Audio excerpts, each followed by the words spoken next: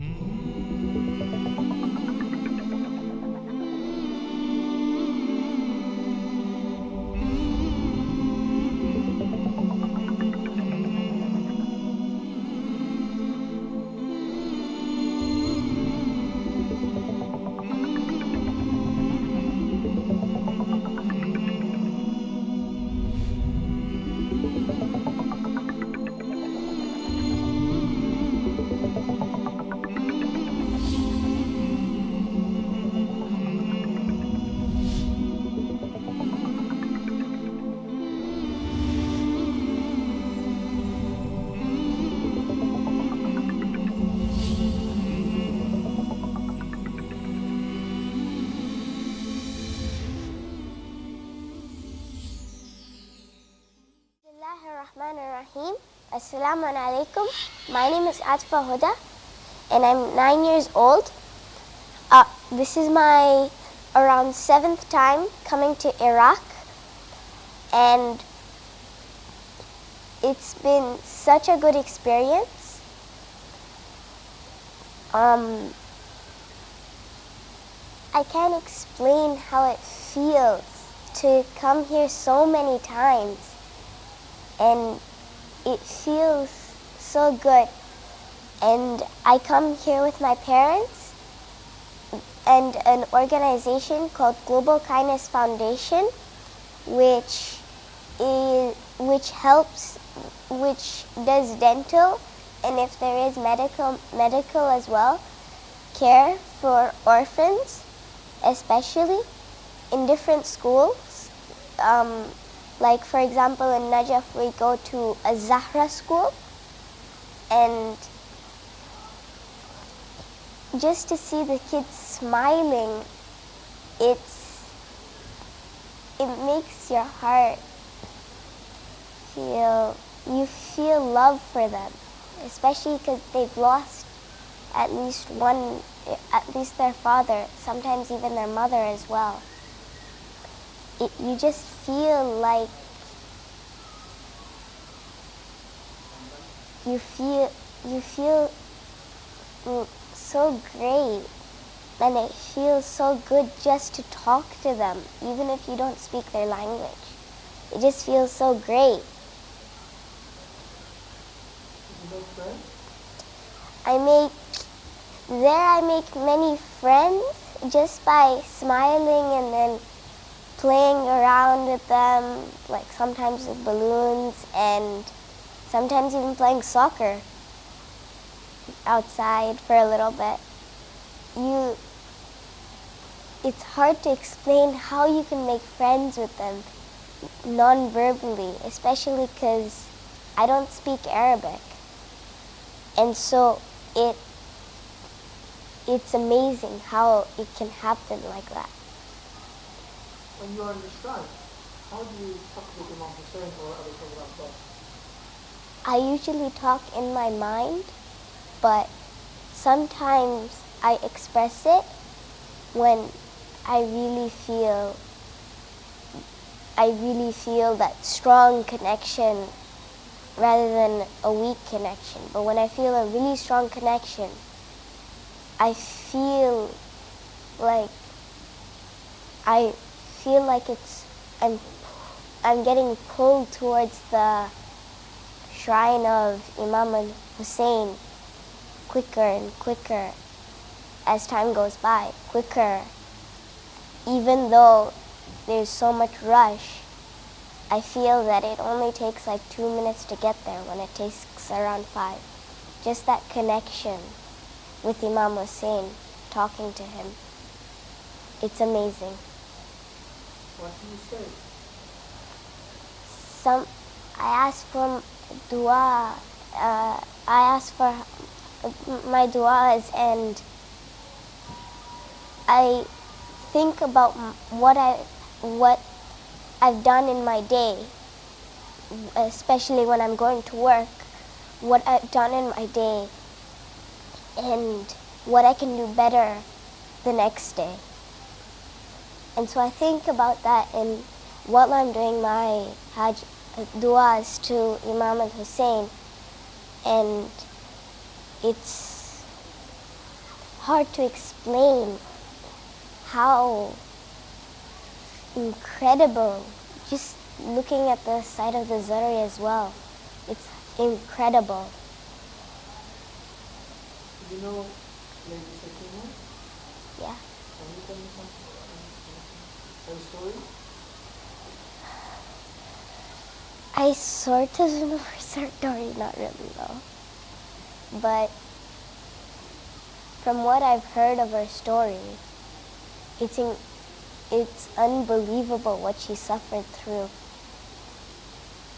Just all that pain makes me cry. Just her. And then all the others, just all the suffering. You are in the same land that she, her mother, her auntie, and her family were being arrested and father around. What do you feel? I feel a little bit angry and sorry for them, and angry at the people who did it to them. And I just feel that if I were in that position, what would I do? Would I be able to handle it like them? I probably would not. And when I'm in a situation, I think,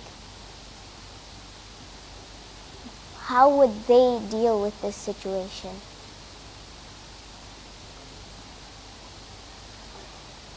As a 9-year-old girl, what do you how did you find as Zyarah visiting Karbala?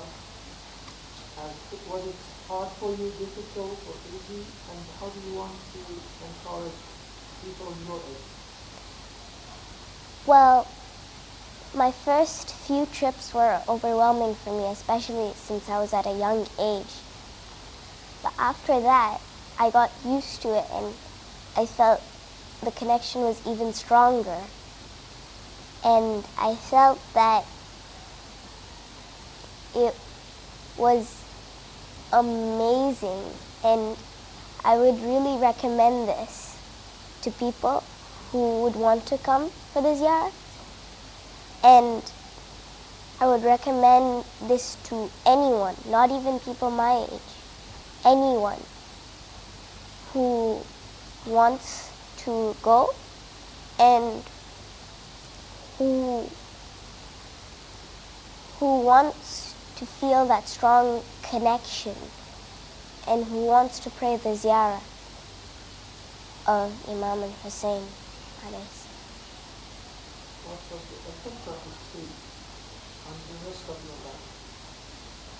It affects me it not only affects me in my heart, but it affects my actions on how I would deal with a certain situation and how I would do anything, pretty much, just by looking back at Imam Hussein, alayhi salam.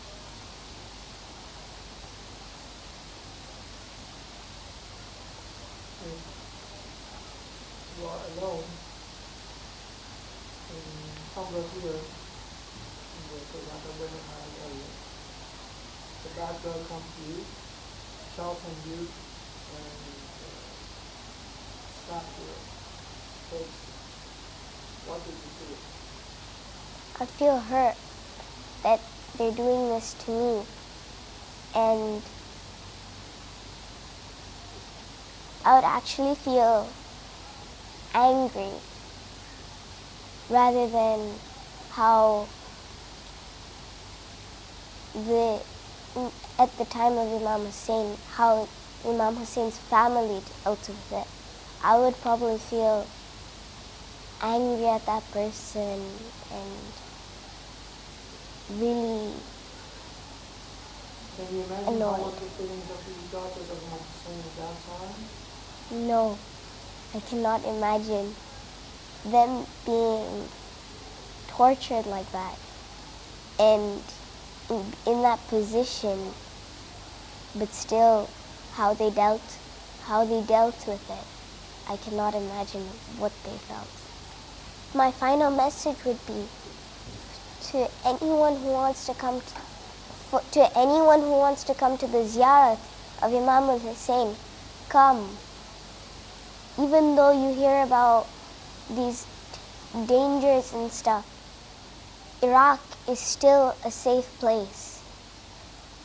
For now, Iraq is still a safe place, and I would recommend to anyone who wants to go to the Zyarah, go while you have the chance. Assalamu alaikum. Bismillahir Rahmanir Rahim. My name is Hassanain Dewji. I'm from Vancouver, Canada. I'm a pediatric dentist by profession. So in other words, I treat dental needs of children, those that have major needs, those that have medical issues, and I also treat handicapped adults as well. This will be my 9th time visiting Karbala. My first time was in 1979, during the time of Saddam. It was after the Iranian Revolution, but before the war. At that time, I visited both Karbala and Mashhad and Qum, etc. Since then, after the war, our first trip was in 2007. I came with a group, and since then, I've been coming back every year.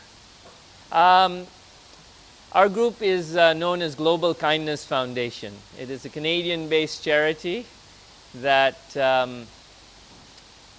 sponsors medical, dental, and optical trips worldwide.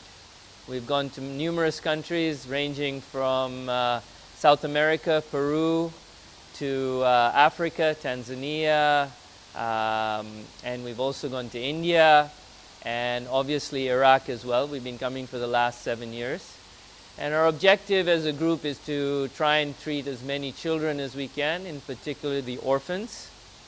We started off in Najaf 7 years ago at the al-Zahra school, which at that time had 100 children. Now there's 430 children.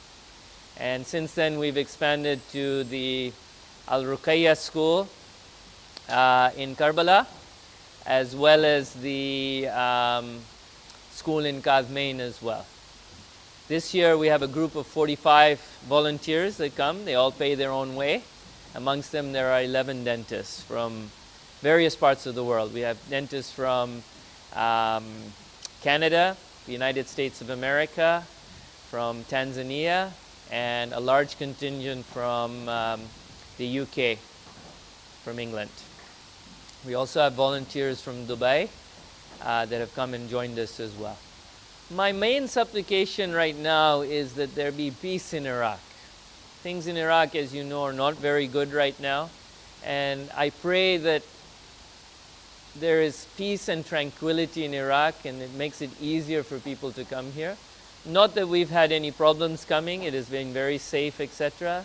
But right now, for example, it is very unfortunate that the roads to Samara are closed. We would have loved to have gone up there this year. Inshallah, soon all the roads will be open and this country will be at peace. I think I would complain to him that we need to be united as Muslims, and we need to be united as Shias as well. We need to be able to function as a group, and with that I think if we can unite, we will be free and we will have peace and tranquility as well. And obviously I would hope that the Imam Mahdi would be coming soon to allow that to happen.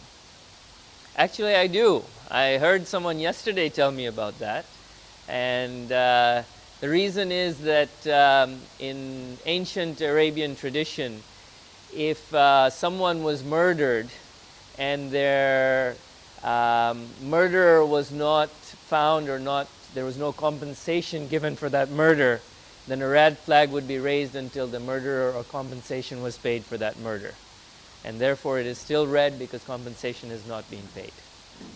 Absolutely. I think coming from the West and Canada, we are blessed with a lot of lot of services. We're blessed with being in an environment where we are very well off.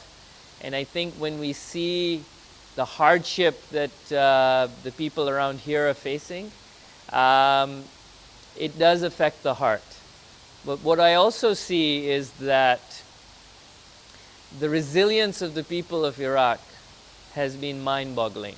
They've gone through so much, yet when you meet them, nobody complains. Nobody says, you know, why us? And they are very generous with what little they have as well.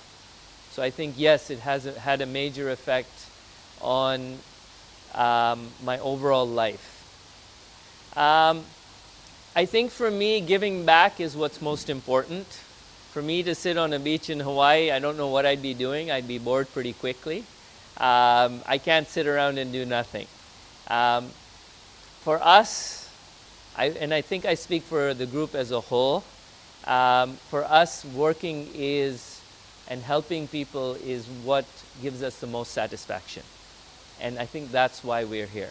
There are needs here, and those needs are not being met. And if we can even do a little bit to help some of these orphans, I think it lets us sleep better at night. My final message would be for people to think about giving back to the less fortunate. And also, I think some people are very afraid to come to Iraq right now from what they hear in the media, etc.